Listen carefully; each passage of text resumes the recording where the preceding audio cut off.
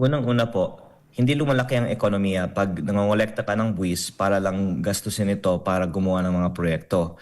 Ito po ay nagtatransfer lamang ng pera mula sa mamamayan patungo sa mga kontraktor na hindi naman nagagamit mostly para sa proyekto. Ang sabi daw 35 to 50% lang ang napupunta sa proyekto.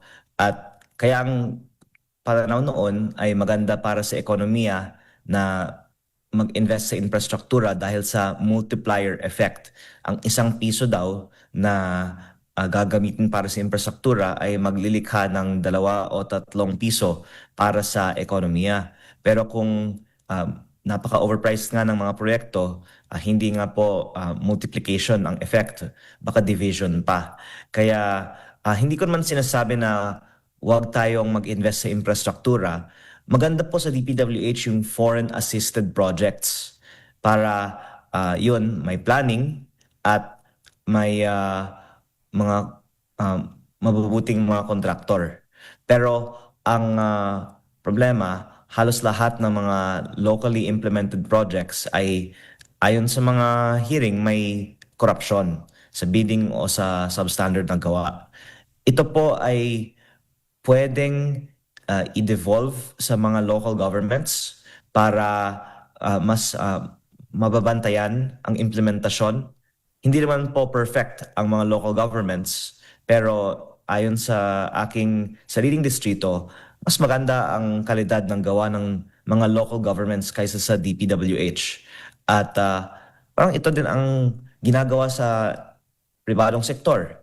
Pag meron kang departamento o team na proven na may corruption, hindi mo naman siya bibigyan ng 600 billion budget muli sa susunod na taon. Talagang dapat gawing mas drastic ang solusyon dito. So I think it's a very fair suggestion to greater slash the budget for 2026.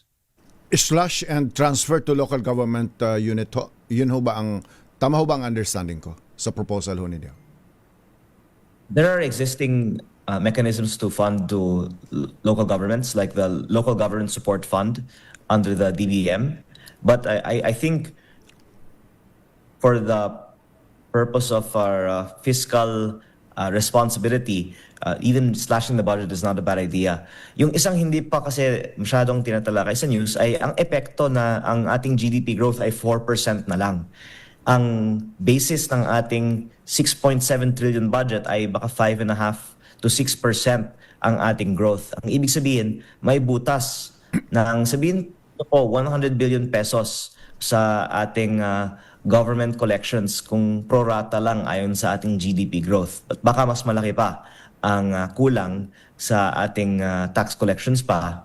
At ang ating debt to GDP ratio ay lampas na nga ng 60% bago nito. Lalo na pong mag-exceed pa sa ating 60% threshold for debt to GDP na ito po ay pwedeng maging risk ng credit downgrade para sa Philippine economy. So I'm surprised that it hasn't been discussed in the context of our slowing economic growth. But some changes really have to be made in the 2026 budget in light of our slowing GDP growth.